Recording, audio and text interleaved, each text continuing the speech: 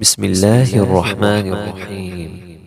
لم يكن الذين كفروا من أهل الكتاب والمشركين منفكين حتى تأتيهم البينة، رسول من الله يتلو صحفا مطهرة فيها كتب قيمة وما تفرق الذين أوتوا الكتاب إلا من بعد ما جاءتهم البينة، وما أمروا إلا ليعبدوا الله مخلصين له الدين حنفاء ويقيموا الصلاة ويؤتوا الزكاة وذلك دين القيمة.